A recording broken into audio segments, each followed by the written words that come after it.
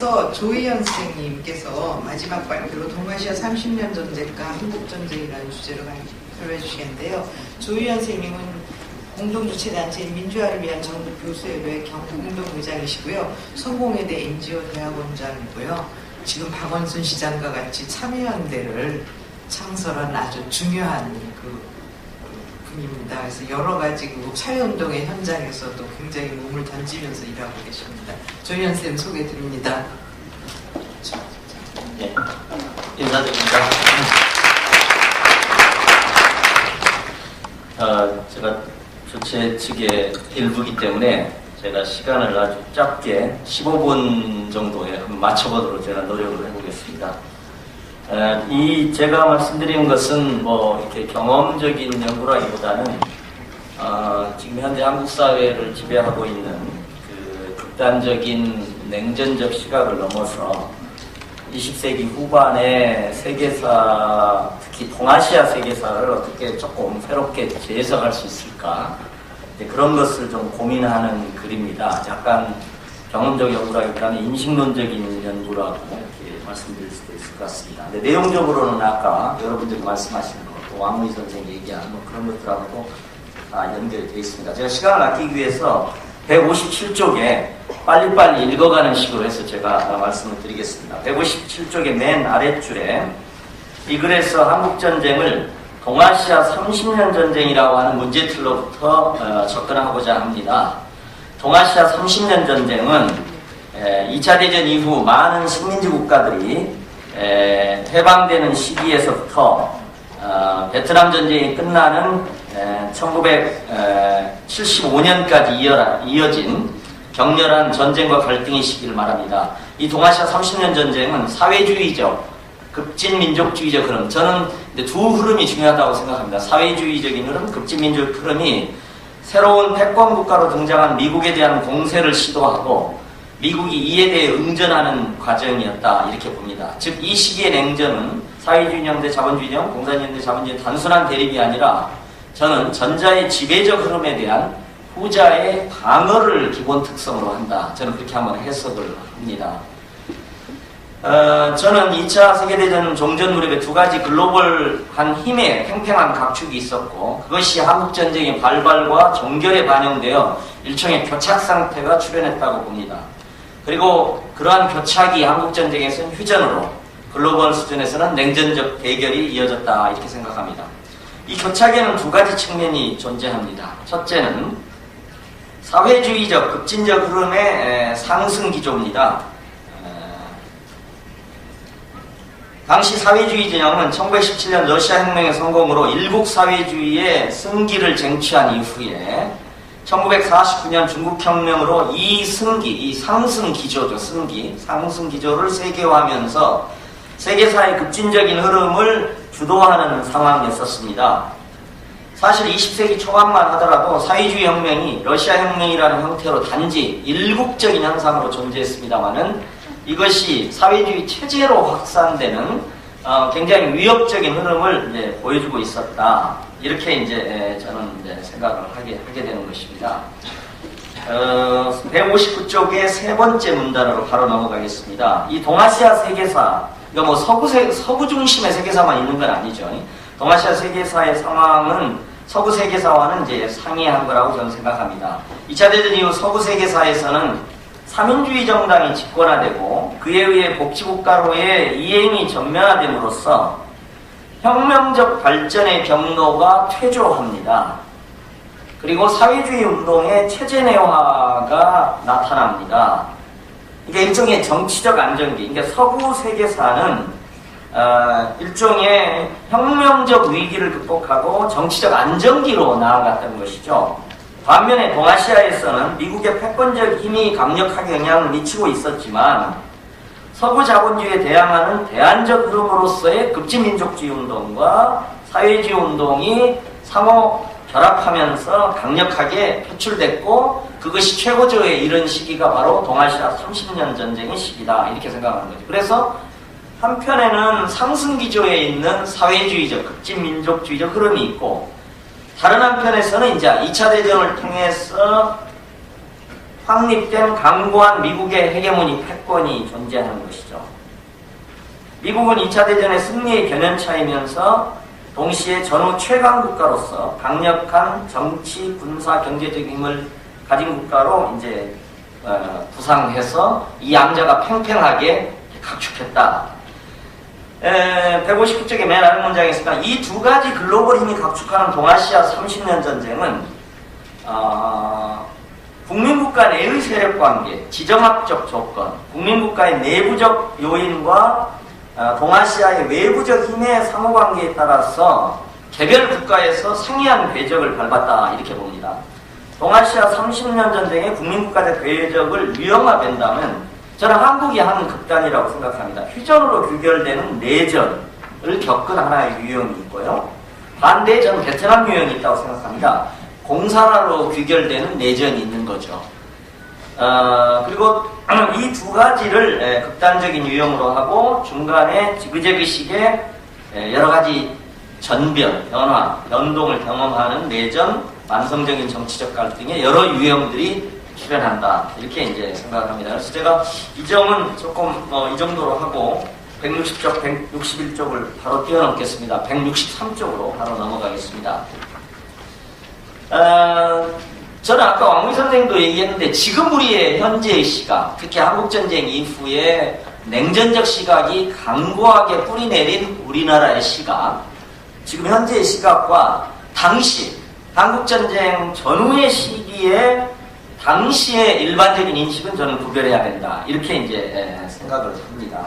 163쪽의 두 번째 문단에 당시의 세계사적 흐름에서 볼 때 한국전쟁과 관련해서 두 가지의 전략적 인식이 있었다. 이렇게 생각을 합니다. 첫째는 특히 이제 한국전쟁을 바라보는 시각이죠. 첫째는 반제민족해방의 완성으로 한국전쟁을 바라보는 당시의 사회주의 진영 내부의 인식입니다.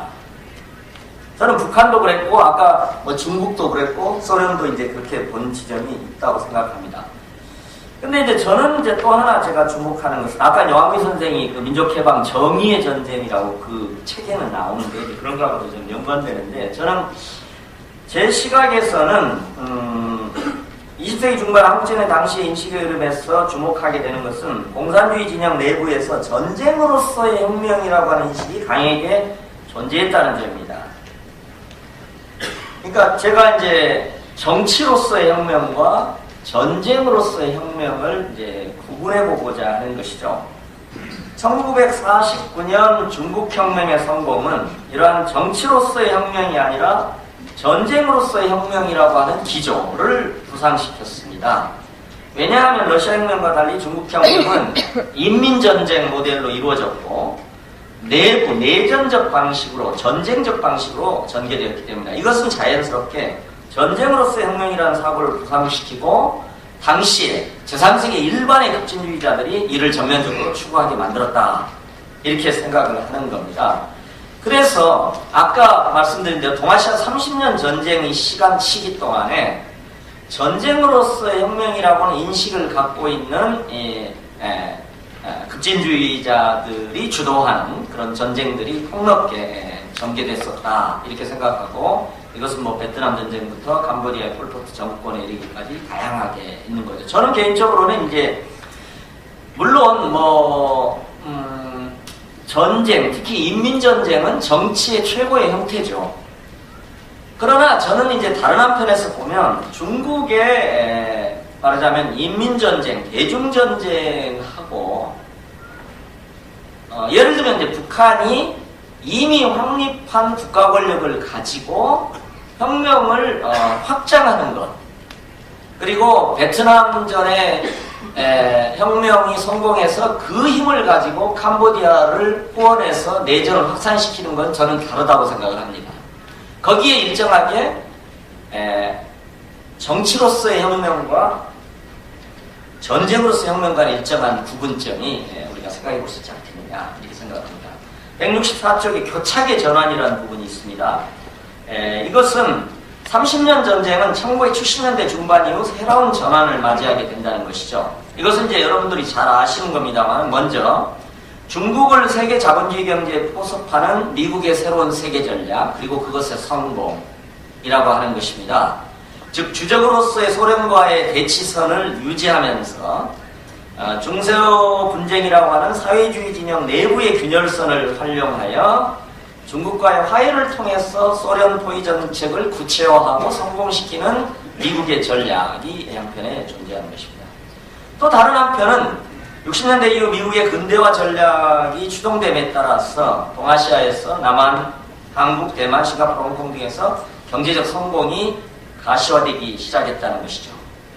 그래서 이런 변화 속에서 전후의 교착 상황은 오히려 미국 쪽에 긍정적으로 변화하기 시작한 거죠. 흥미롭게도 이러한 전환은 동아시아 30년 전쟁이 사회주의적, 급진민족주의적 혁명의 승리로 끝나는 것처럼 보였던 75년 베트남 공산화를 전환점으로 출현했다는 것이죠. 베트남 공산화는 어떤 의미에서 상승 기조를 타고 있었던 전자의 흐름의 클라이맥스이면서 동시에 그러한 흐름이 하강 국면으로 전환하는 이 계기였고 70년대 후반 중국의 개혁 개방은 바로 이러한 교착체제의 변화를 상징하는 것이었다. 이렇게 이제 보는 겁니다. 마지막으로 165쪽 부분은 제가 간단하게 말씀을 드리겠습니다. 한국 분단체제, 한국전쟁이 가져온 남북한의 휴전체제, 정전체제, 그리고 남북 분단체제의 국내적 효과, 국내적 성격에 대해서 말씀드리고자 합니다. 그것을 저는 한마디로 반공규율사회라고 이제 표현합니다. 그래서 165쪽에 있는 것처럼 반공이 의사합의가 된 슈소 컨센서스가 된 사회의 출현이고 일종의 생존의 정치학이 최고의 원칙이 되는 사회가 출현했다 이렇게 봅니다. 그래서 165쪽에 제가 아래서 넷째 줄에 보면 반공규율사회는 친미 반공주의로 포맷된 컴퓨터 포맷듯이 포맷된 사회라고 하면 아마 이해가 될 것이고 이것은 한국과 대만 특히 장개석 체제 하에 대만에 이렇게 적용될 수 있는 거라고 생각합니다. 166쪽의 맨 아래줄에 저는 여러 변화 중에 여기 이제 불교 신자도 많습니다만은 기독교가 헤게모니적 종교가 된 새로운 삶의 패턴이 출현한 것도 저는 분단체제의 한 효과다. 현재 한국은 세계에서 기독교 선교사를 미국에 두 번째로 많이 파견하는 나라입니다. 이것은 흥미롭게도 동아시아에서는 기독교가 헤게모니적 종교로 부상한 나라가 없는 겁니다. 그만큼 분단체제, 친미체제의 확고한 정착 속에서 말하자면 기독교가 헤게모니적 종교가 되고 불교를 믿는 건 굉장히 종교적 결단이지만 기독교를 믿는 것은 중간층의 유행이죠. 패션을 따르는 거죠. 종교적 패션을 따르는 것이 되는 거죠. 저는 이제 한 가지 중요하게 간단히 말씀드리고 이제 마치고 싶은 것은 서구적 근대성을 대표하는 기독교, 한국에서 헤게모니가 종교가 된 기독교가 특히 그 보수적 분파가 북한에 대한 극단적인 반공주의적 인식을 갖게 되면서 일종의 반통일적 입장으로 선회하고 있다는 것입니다. 저는 여기서 오히려 민족종교로서의 불교가 저는 이 심포지엄이 또 저는 그렇게 의미부여를 하고 싶어요. 민족적교로서의 불교가 통일의 중요한 정신적 기반을 만들어가는 계기일 수도 있겠다. 저는 개인적으로는 그렇게 생각을 해봤습니다. 마지막으로 168쪽에 저는 이제 박정희 체제를 개발독재라는 표현에서 내전형 개발파 썼습니다. 한국전쟁이라는 내전, 지금도 진행되는 휴전형 전쟁을 경제전쟁으로 전환시킨 개발주의적 전쟁이라는 거죠. 그래서 그걸 저는 내전형 개발파시스입니다. 이렇게 생각을 하고요. 여기에 170쪽, 171쪽, 여러 가지 얘기도 이제 제가 해봤습니다. 남한에서의 토지개혁의 진보성, 이런 것도 이제 있고요. 173쪽의 마지막 줄만 읽고 마치겠습니다. 우리가 만일 173쪽 맨 마지막 문단에 우리가 만일 한국의 예외주의를 이야기할 수 있다고 하면 바로 동아시아 30년 전의 전쟁에서 국제화된 내전을 통해서 정전 분단 체제로서 규착된 사회라고 하는 점입니다. 바로 30년 전쟁에서 정전 분단 체제로서 유지되면서 그것이 여러 요인과 결합되면서 내전형 개발 파시즘을 가능하게 되고 나아가 그것이 성공적 사례가 되도록 하는 중요한 계기를 마련해줬습니다.